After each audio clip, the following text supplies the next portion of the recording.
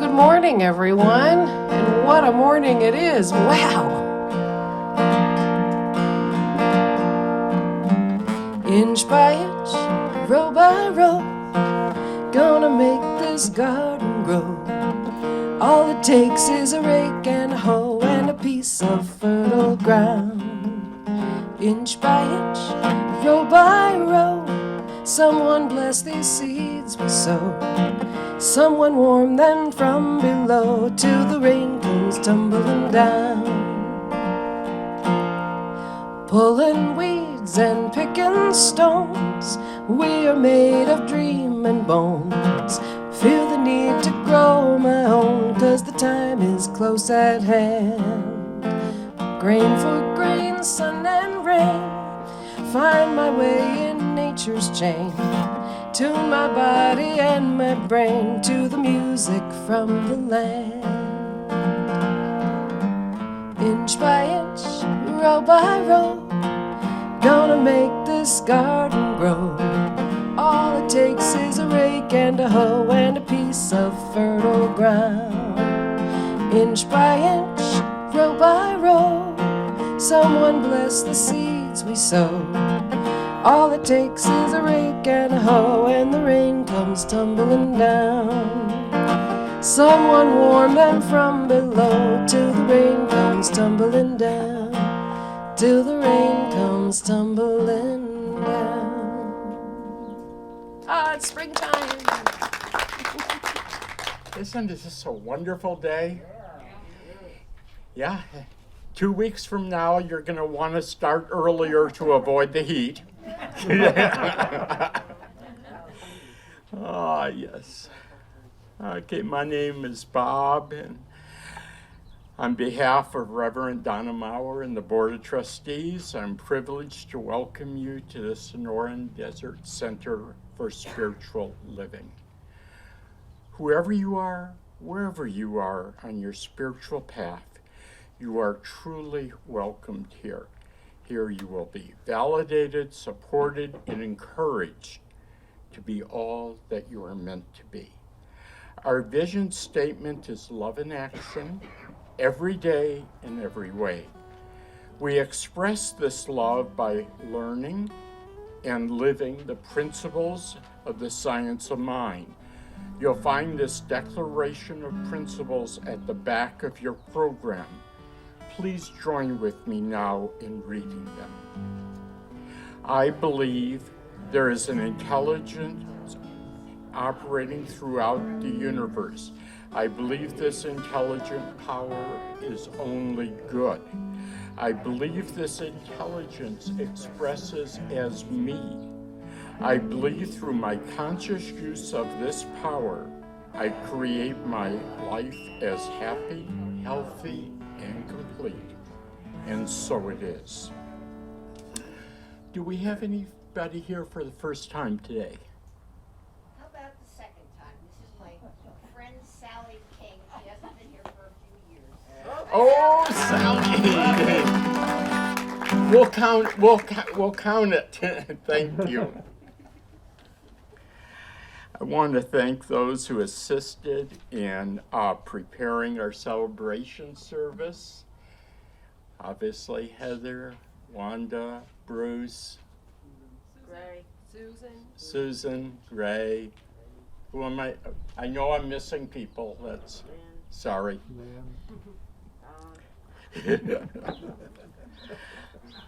And the cast of thousands. Okay, please direct your attentions to the announcements in the bulletin. If you are watching us online, please visit cslaz.org for our announcements. Thank you, and remember to silence your phones or whatever else you have that makes noise.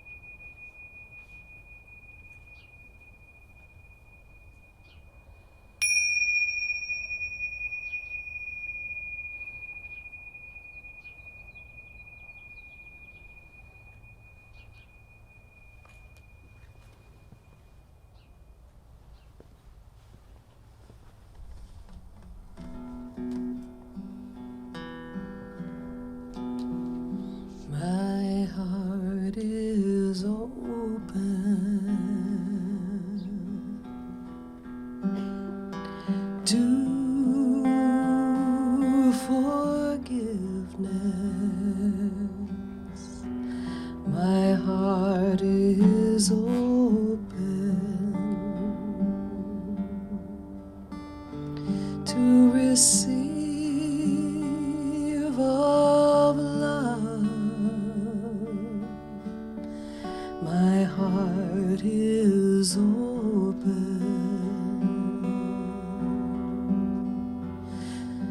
to forgiveness.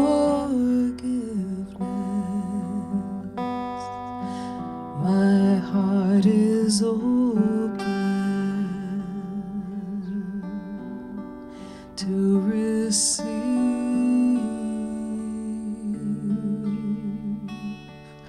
of love.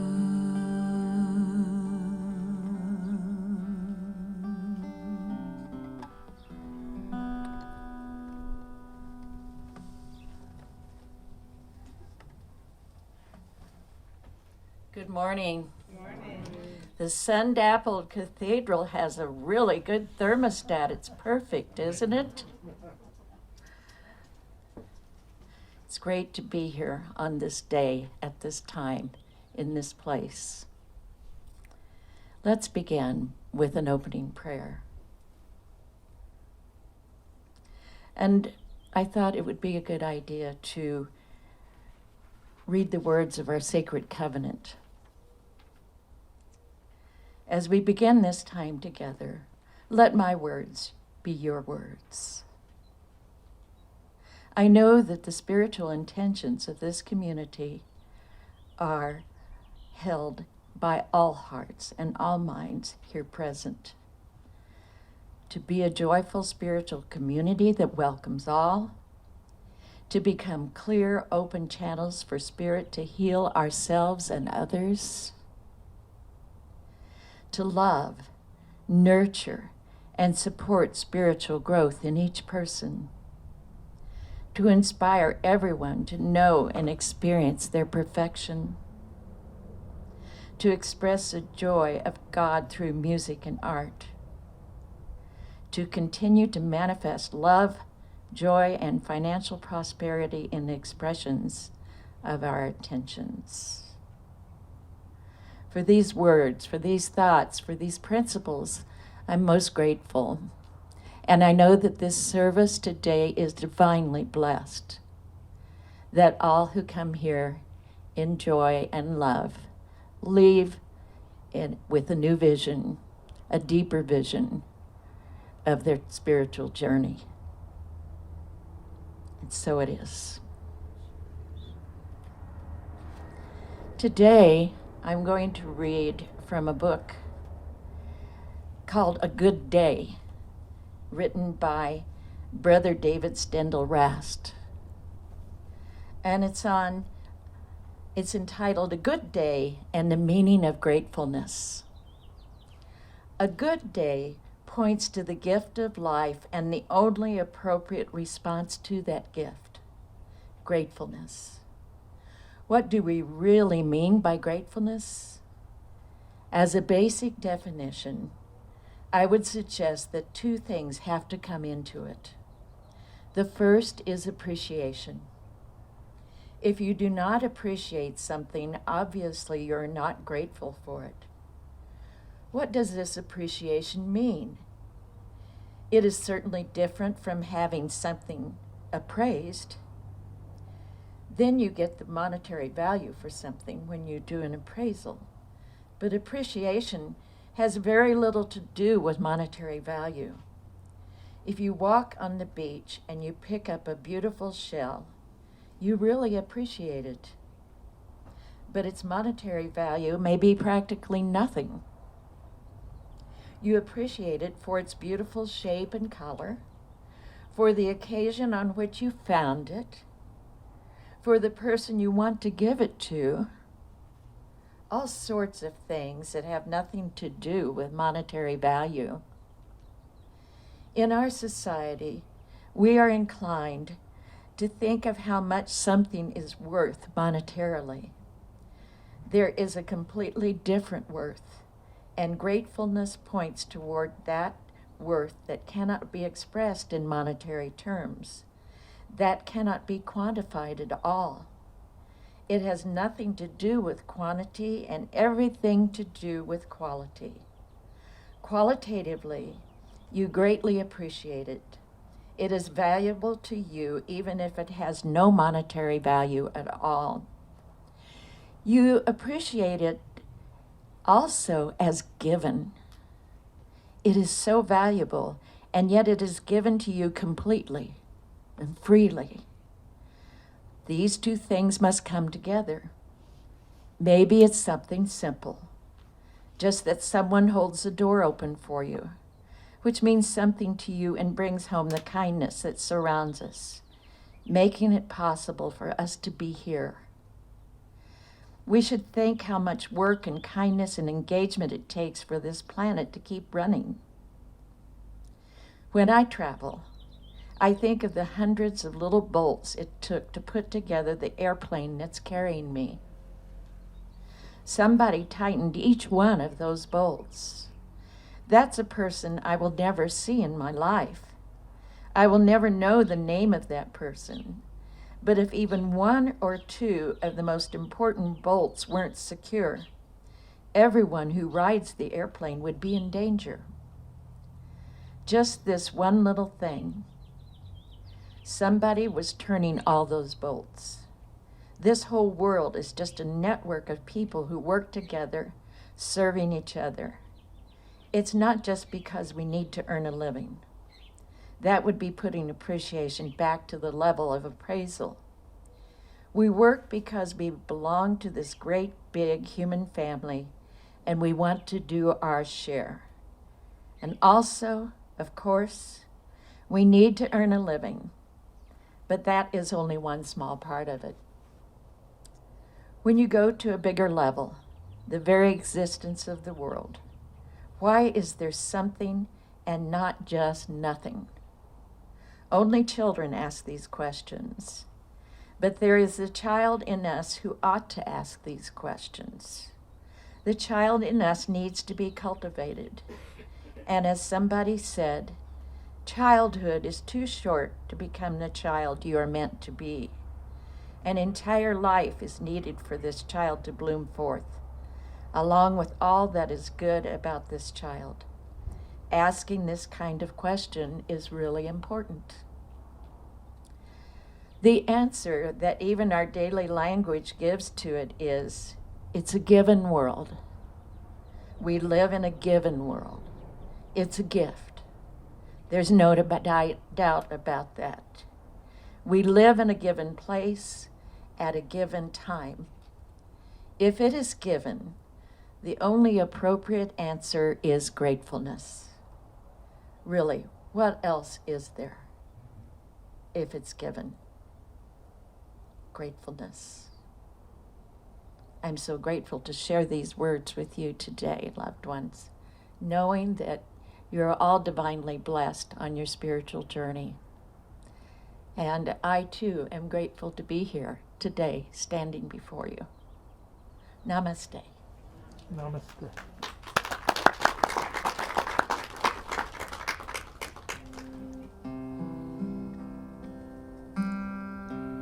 You know, usually I do this song as a kind of an offering song, but it's so appropriate, talking about gratitude and abundance. Thank you for my abundance. I feel prosperous. It's all around me. Thank you for my abundance. I feel prosperous. It's all around.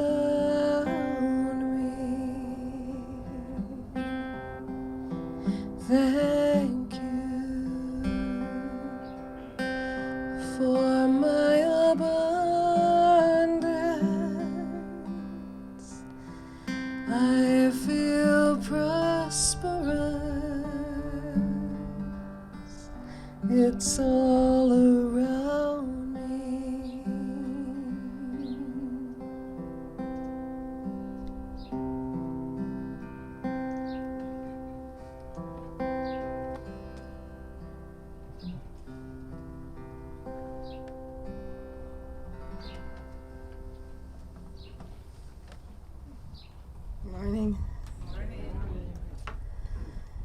it's gorgeous.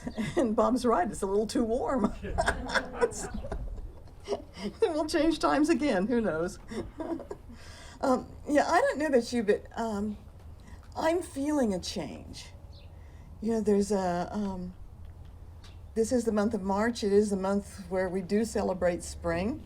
And that seems to bring us new promises and new possibilities. More people are beginning to come out, you know, as more of us get the vaccines. Noma mentioned who is the manager of Ooh La La, mentioned the increase in traffic at our consignment store. And I noticed that schools are going to be opening soon. And so lots of things are beginning to open up. It feels like it's a month of possibility. And to me, that's what spring has always been. If you look, there's buds on the trees that are just about to open.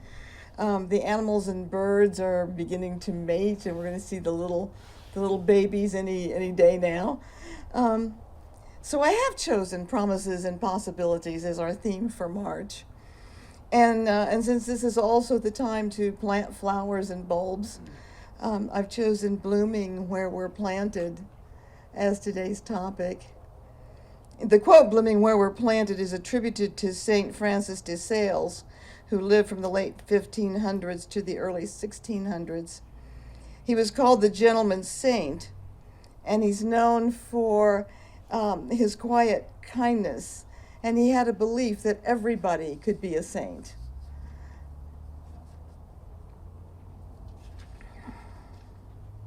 But I think we've probably all heard that statement, you know, to bloom where we're planted. And when I first heard it, I took a bit of offense at it, because it seemed to say, wherever you are, just resign yourself, because that's where you are, and too bad.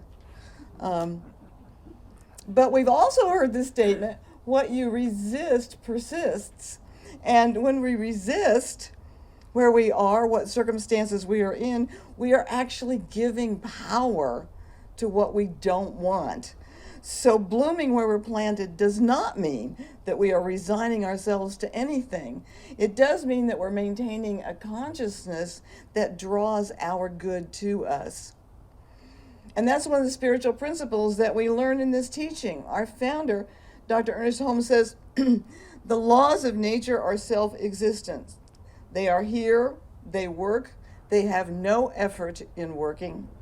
Life turns itself into all the forms it takes through an effortless process. So you and I will have to cooperate and not oppose. The more we resist things, the more real they become to us. But they may be reduced through the feeling that we do not have to struggle against them, for there is a power greater than they are upon which we can rely.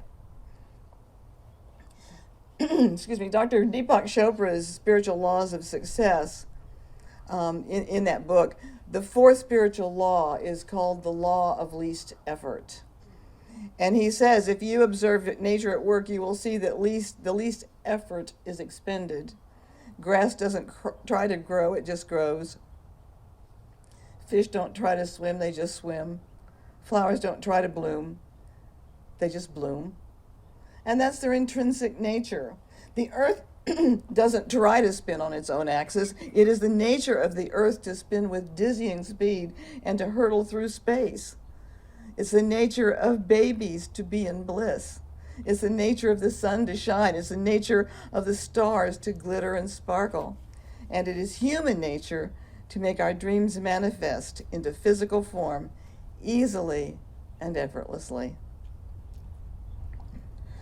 So blooming where we're planted is a way of non-resistance. And so regardless of appearances, we need to be open to the thought that we are in the right place at the right time, doing the right thing. And when we can accept that, then the universe will gently and automatically move us into our higher good. That's the way it works. Dr. Chopra says there are three components to the law of least effort, and he calls them acceptance, responsibility, and defenselessness. Acceptance means that we make a commitment. Today, I will accept people, situations, circumstances, and Let's move this over. Today I will accept people, situations, circumstances, and events as they occur. This means that I know that this moment is as it should be because the whole universe is as it should be. And again, we need to remember that when we resist where we are, when we struggle against this moment, we are actually struggling against the entire universe and its flow. So acceptance moves us into that natural flow. And when we are in that flow, good cannot help but be a part of that experience. You know, years ago, I had a job that I really did not like. And I just gotten into the science of mind, and I wanted to do something that was involved with this teaching. I didn't care what it was. But I would come home from work every day. I was frustrated, angry, you know, and I made myself known. So my husband said to me, Donna, you're never going to get what you want until you like where you are.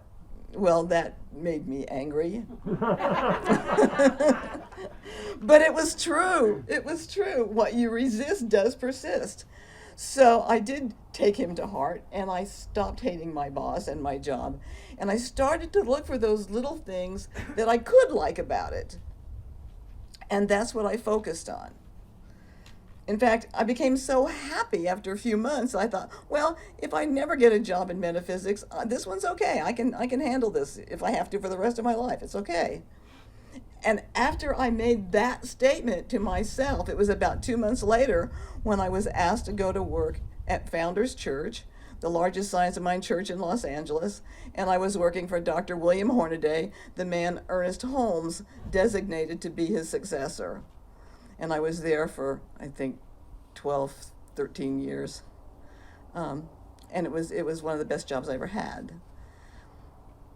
You know, when we had here at the center, when we had to go virtual, that's another time that I really resisted everything. I've told you about it, you know. I am a pulpit minister. And learning Zoom, learning how to record on Zoom, sitting in front of a monitor to give my talk. You know, all I see is my own face, you know, duh. All of that was so uncomfortable because I've told you guys that I ride on you. I ride on the energy that I feel from you. And not having that made it horrible to do talks and to get the enthusiasm that I naturally feel when you're out there. So all I wanted was just for the pandemic to go away and let's all get back to normal. But when our whole Sunday team and our media crew began to see that Zoom, Facebook, and having our own YouTube channel could reach people beyond our doors, then I started to open up to possibilities. And, you know, for the month of February, we are averaging over 100 views on our YouTube channel. So there's people out there that we don't know that are catching up on us, finding out about us. And Heather's Wednesday night concerts, they have as many as well. And she has a whole lineup of guest musicians, guest artists that are going to be participating with her through the months of March and April. And that includes Amy Bishop, who was the music director of our recent Vista virtual convention that several of us attended as delegates from our center. And Amy is just phenomenal. So we've got some wonderful things in store that way. So our media team is putting our heads together to look for other ways that we can connect, not only with our local members and friends, but with people we may never know or meet personally. And all of that was the result of simply changing mind and thoughts from resistance to acceptance, from limitation to possibilities. And the next component of the law of least effort is responsibility. And Deepak Chopra says responsibility means not blaming anyone or anything for your situation, including yourself. Having accepted this circumstances, this event, this problem, responsibility then means the ability to have a creative response to the situation as it is now. And so all problems contain, goes on and says, all problems contain the seeds of opportunity, and this awareness allows you to take the moment and transform it to a better situation or thing. So once again, we can begin to see the blessings within the pandemic. You know, when it occurred, a lot of us were confused, we were angry, I felt isolated. What do we do now? But then we found ways to cope that would bring us joy. You know, many of you started baking and sharing your wonderful stuff with other people. Joan Carroll and Kathy Eisenhower both paint rocks with sweet sayings on them and leave them for others to find and enjoy. So there's all kinds. Many of us have turned inward, ramping up our spiritual practices like meditation, reading wisdom literature, watching other spiritual speakers on YouTube, or taking online classes. So we've all found creative ways as responses to the pandemic. And one of ours here at the center was to turn to this outdoor venue so that we could actually come together in person, even if we are socially distanced and masked. I love that Deepak Chopra says that all problems contain the seeds of opportunity. Because when we lay down our victim stance, you know, how awful that this is happening to me, and turn to the promises and possibilities that always exist, because that is the nature of the universe, then we are blooming where we are planted. The seed grows into flowers of new creative expression that bring joy and excitement to ourselves and to other people. And those seeds were able to blossom because we nurtured them with an attitude of possibility rather than limitation. And the third component of the law of least effort is defenselessness. And Deepak Chopra says that this means that our awareness is established in defenselessness, and we have relinquished the need to convince or persuade others of our point of view. He says, when you become defensive, blame others, and do not accept and surrender to the moment, your life meets resistance. And anytime you encounter resistance, recognize that if you force the situation, the resistance will only increase. You don't want to stand like a tall oak that cracks and collapses. Instead, you want to be flexible, like a reed that bends with the storm and survives. So these three components of the law of least effort, acceptance, responsibility, and defenselessness, all tie together if we are to bloom where we are planted. And even if we've been uprooted, like we've been, we can find ways to settle into that new soil, the new surroundings, and make them work on our behalf. And this is true of every area of our life. It's a big part of our teaching. You know, we all know this song, I release and I let go, I let spirit run my life, and my heart is open wide, I am only here for God.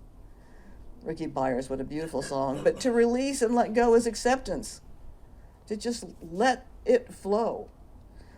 Letting spirit run my life is taking responsibility for our own spiritual maturity that will put us into that flow of life, into the flow of all nature. Opening our hearts is being defenseless, dropping any blame of ourselves, of others, of circumstances beyond our control. And when we do those things, we find that we are truly here for God. If God is all there is, and we are an expression of God, then we are God being God as each one of us.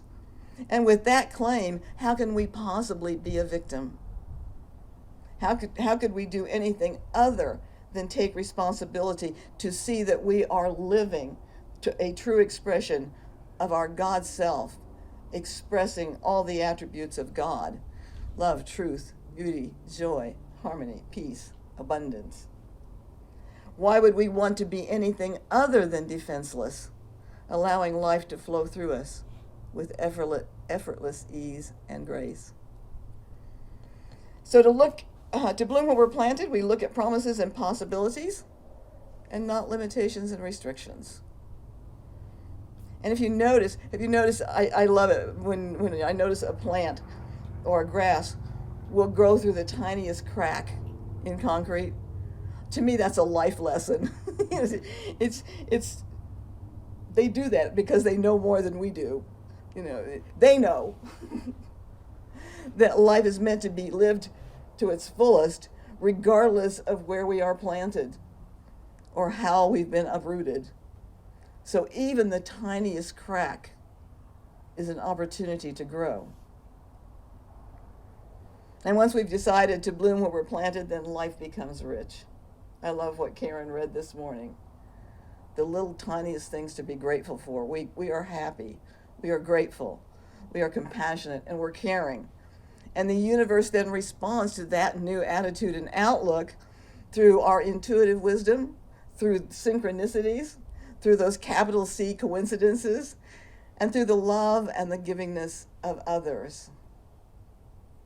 Yesterday I saw in the news that a piano teacher from a poor area had to go virtual on her teaching because of the pandemic.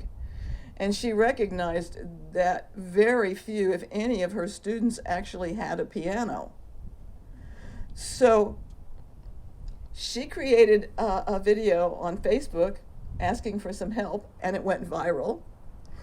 And almost immediately she had enough money to buy all 158 students a keyboard, with money left over to fund other departments that were in the same predicament.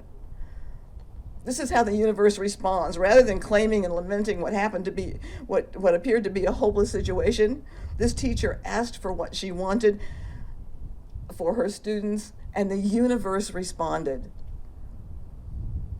And it responded with caring people who came forward through their financial support.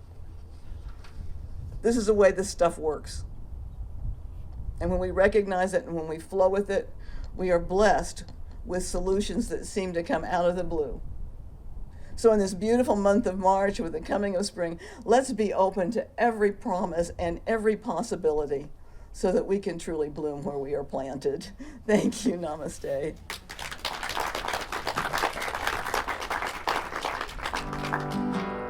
What I have for you today is actually a song that was from the 2018 album. It's called The Gentle Bud of My Heart. Tell the gentle bud of my heart, it soon shall have release. Its roots grow deep and wide in the fertile ground of peace. Tell the gentle bud of my heart, it soon shall have its chance. Nature demands change so that we may advance. The blossom cannot return to the bud, the old thought cannot have the new. So we must learn to bloom and grow, and let spirit's light shine through. Tell the gentle bud of my heart, it soon shall have release. Its roots grow deep and wide in the fertile ground of peace. Tell the gentle bud of my heart, it soon will have its chance. Nature demands change so that we may advance. Yes, nature demands change so that we may advance. Thank you. And that's all based on the words of Ernest Holmes, our founder. Yeah, perfect.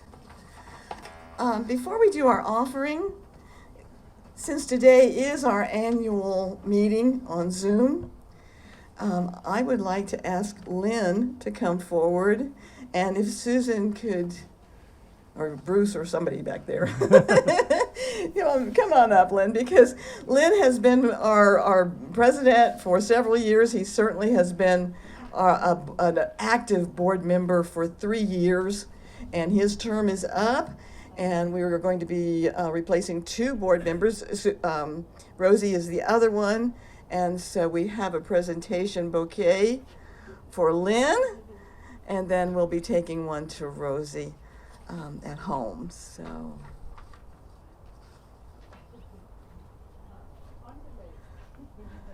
Again, the resistance, you don't have the resistance anymore. A new way of doing things. So Lynn, thank you for everything that you have done.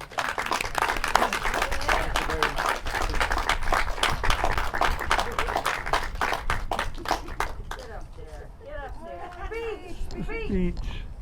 I want to thank you so much for the privilege that you have given me to assist in whatever way I have been able to for these 3 years.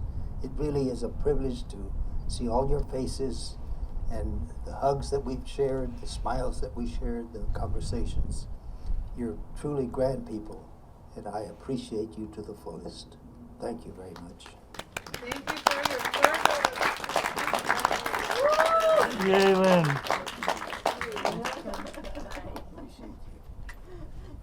Thank you, sweetheart. Thank you very much. Okay. And now it's time for our offerings. So I invite those who are watching through YouTube to join us with the offering affirmation. And also in the description of our video, there is a link to donate. So for those of you watching out there, we would certainly appreciate anything you can do to help us keep our message alive and going. And now, our offering affirmation. My gift goes forth to heal, prosper, and bless all that it touches. It is evidence of my conviction that God is the source and substance of my supply. I share generously of my good, knowing that it returns to me multiplied abundantly, and so it is. And again, thank you, all of you who support us so generously. Okay, so let's just take a moment to know that God is all there is. And this wholeness, perfection, love, joy, peace, and harmony that are the attributes of God are inherent in each and every one of us. So as we release any resistance and allow our lives to flow freely and joyfully, we accept the good that is ours, we accept the good for each other, and we accept good for the world. I do speak a word for Rosie this morning for continued improvement in her health, knowing that she'll be back with us very, very shortly. I speak a word for anyone who's having any kind of a challenge, be it physical, financial, or in any other way, that there is a power and presence that knows what to do, when to do it, and how to do it, and is working right now in your behalf. So I simply give thanks for the opportunity to be here today, to share my love and my joy with you, and to know that all is well, as we say together, and so it is. Thank you so very much.